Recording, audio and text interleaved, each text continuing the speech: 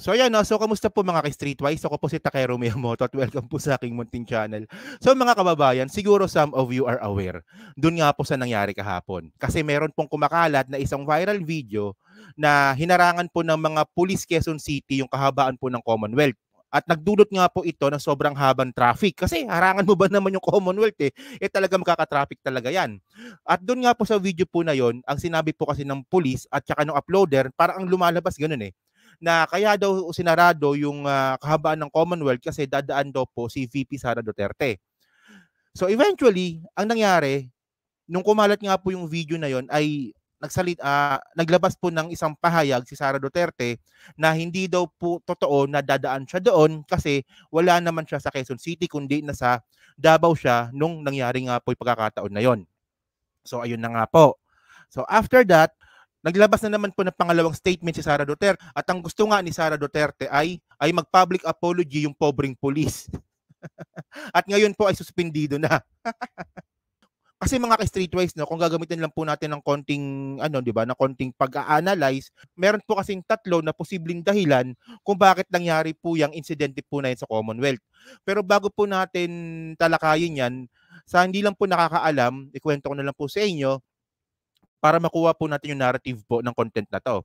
So ito po ay balita from the 25.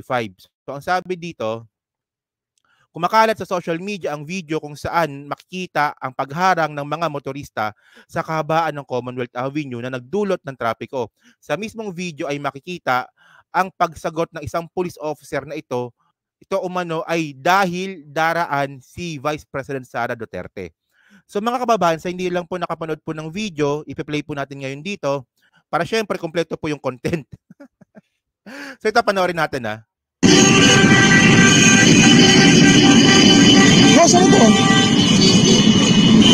Ano po reason? Sino po ito? Sino? VP Sara. So sinara niya yung Commonwealth para dumaan si VP Sara. Dadaan lang po, cross lang po. Wow. Cross lang po siya, sakit lang po. Kukross si VP Sara, sinara niya yung Commonwealth. Alright, sige. Kukross si VP Sara. Si VP Sara, tatawid. Kaya tumigil muna tayo. Tigil muna tayo dahil tatawid si VP Sara, ha? Ingat lang. Wala pong magagalit. Si VP Sara po, tatawid lang. Ganyan po, ha? Understanding lang po, tatawid po si VP Sara. Alright. Ayan ha. Alam ko napanood niyo na to eh. Pero syempre, gagawin po natin ito ng reaction kung bakit ba nangyari ito. And then mga kababayan, no, balikan po natin yung mga kaganapan po na yan. So dito po, no, dahil nga po sa pangyayari po na yan, ay naglabas po ng statement si Sara Duterte. So basahin lang po natin yung ibang importanteng pahayag niya dito. No. Ang sabi dito, ito bali may logo ito ni VP Sara ha, logo ng Vice President yan eh. So ang sabi dito, the Office of the Vice President informs the public that Vice President Sara Duterte was not involved in the traffic disruption caused by the closure of a portion of Commonwealth Avenue by the Quezon City Police. Yan. So, ang sabi rin po dito, no, the Vice President is in Mindanao for the World Teachers Day and other activities. Okay.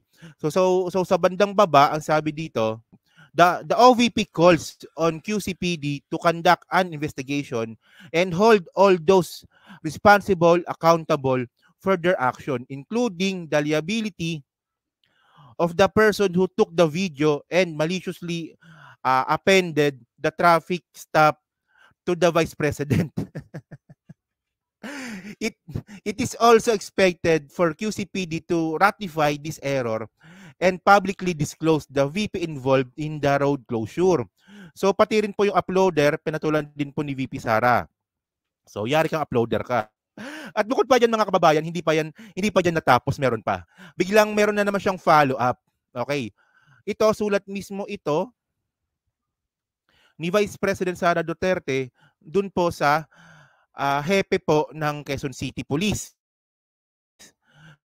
So sa bandang baba dito, no, ang sabi dito, in light of this situation, I call upon the QCPD to investigate this incident and hold those responsible accountable for their actions. Furthermore, I urge QCPD to rectify this falsehood and publicly state the real reason for the road closure, including naming the supposed VIP who requested such action. Lastly, I request the subject police officer of the QCPD District Director to issue a public apology to all who have been inconvenienced by this deception.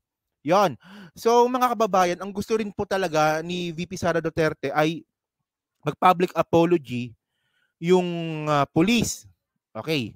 So ito pipilitin kong hindi maging bias dito. Kasi siguro alam niyo naman po mga kababayan na ako po ay critic po ng mga Duterte. Pero pipilitin ko pong hindi maging bias po dito. Okay. So ngayon mga kababayan, dahil nga po dyan sa sulat po na yan, sumagot naman po yung QCPD Public Information Office. So ang sagot dito ng QCPD, ang sabi dito, hindi pa rin nila sinabi kung sino yung VIP na dumaan. Pero sa bandang baba, ang sabi dito, okay, according to Sergeant Pantoliano. So si Sergeant Pantoliano, siya po yung nakuhanan po ng video kanina na police. So ang sabi nga dito, continue natin according to Sergeant Pantoliano, mistakenly heard the word VP hence. He decided to clear the traffic as a sign of courtesy and security. Where in fact, based on the records, VP Sara Duterte has no engagement in that particular area. Okay. And then, ang sabi po ng police, di ba, ako po ay humihingi ng paumanhin sa aking maling nagawa. Patawarin niyo po ako at akala ko po talagang may dadaan na VIP sa ad ni PEMs Pantoliano. So, sa baba, pero kung papanoorin po natin ng video, yung uploader ang nagbanggit ng pangalan na VP Sara sa ad ni Colonel May Genio, Station Commander ng PS14. So, ito po yung isa pa pong update dito na base rin po dito po sa statement po ng QCPD, I have ordered the relief. Ano ba yung relief? Di ba parang suspendido, nagpapahinga muna. Ayun pagkakaalam ko sa relief eh. Okay. I have ordered the relief of my policeman and put him under investigation to determine administrative liability for his action. We assure the public that this incident will not happen again. Dagdag ni Colonel May Genio. Okay. Sa mga kababayan, ito lang kasi yung punto natin dito. Meron po kasing tatlong senaryo kung bakit po nangyari ito. At kayo, mamili na lang po kayo dito kung ano ang posibleng totoong nangyari. So unang-una, yung unang-unang senaryo kung bakit nangyari ito is miscommunication talaga. Kasi po mga kababayan, hindi naman po kasi gagawa ng isang hakbangin ang isang pulis, katulad nga po ng pagsara ng isang sobrang traffic, sobrang busy na kalsada o highway sa Quezon City, tulad nga po ng Commonwealth nang walang nag-utos. So posible nga naman na totoo na ang pagkarinig nga po ng pulis ay VP, yun pala VIP. Pwedeng ganon, pwedeng malay nyo, di ba? Baka pagod lang po si mamang pulis, kaya ganun po yung nangyari. Pangalawa, meron pong sumasabotahe kay Sara Duterte. Ito medyo interesting. Kasi mga ka-streetwise, no, kung hindi kasi miscommunication yung nangyari, talagang may sumasabotahe kay Sara Duterte. Well, kung tatanungin nyo ba ako kung deserve ba ni Sara Duterte ang masabotahe, in my own opinion, oo. Well, nakakaawa rin naman po talaga yung babae kasi naman kinukuyog siya ngayon. Pero mga ka-streetwise, si Sara Duterte po ay parte po ng politika. At alam naman po natin na yung politika po ay madumi. Madumi, masalimuot, mabaho. Ayan po ang mundong ginagalawan po ni Sara Duterte. So total, si Sara Duterte naman po ay politiko. Well, dapat ready siya sa mga ganyang klaseng mga pangyayari. Pinasok-pasok mo yan eh. So bakit ko nasabing deserve ni Sara Duterte ang masabotahe ngayon? Mga kababayan, okay lang pong masabotahe ang isang politiko. Lalong-lalo na kung siya po ay pro-China. At alam naman po natin na si Sara Duterte po ngayon ay nangunguna po sa survey sa 2028 election para maging presidente. At mga kababayan, kung matagal ka na po dito sa aking channel, aware naman po kayo kung ano po yung ideology natin dito. Aware po kayo kung ano po yung filosofiya natin dito. Hindi po tayo papayag na magkaroon po ng isang presidenteng pro-China. Okay nang masabotahe si Sara Duterte na isang pro-China kaysa naman po na maging presidente siya.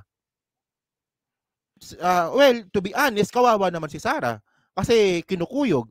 Pero kung pro-China naman siya at gusto niya maging presidente, karapat-dapat lang po talaga siyang isabotahe. Kasi marami pa rin po talagang uto-uto at sobrang babaw ng mga DDS na bilib kay Sara Duterte kahit na sobrang immature pa sa politika. Well, di ba, sabi ko tatlong posibleng reason. So may dalawa na. So yung pangatlo po mga kababayan, posibleng si Sara Duterte din ang gumawa niyan para sabihin na sinasabotahe siya. Hindi nga, posibleng ganon. Wag po natin naalisin po yung ganong klaseng senaryo na total, di ba, kinukuyog si Sara Duterte dyan po sa confidential fund at ang sabi nga po ng mga kaalyado ni Sara Duterte na katulad nga ni Malutikia at saka ni Kibuloy ng SMNI at saka ni Harry Roque, sinasabotahe daw po si Sara Duterte. So para magkaroon ng konkreto, final nail in the coffin na sinasabotahe si Sara Duterte, edi gumawa na lang ng isang senaryo na pananabotahe, kunwari, pero ang totoo, kampo lang din naman pala ni Sara Duterte ang gumawa. Di ba?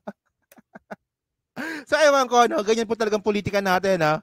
Boring, na interesting, na napakawalang kwenta. So kayo po mga ka-streetwise, no? Sa tingin niyo po ba, doon po sa nabanggit kong tatlo, alin po doon na posibleng nangyari kung bakit po naganap yung insidente po dyan sa Commonwealth?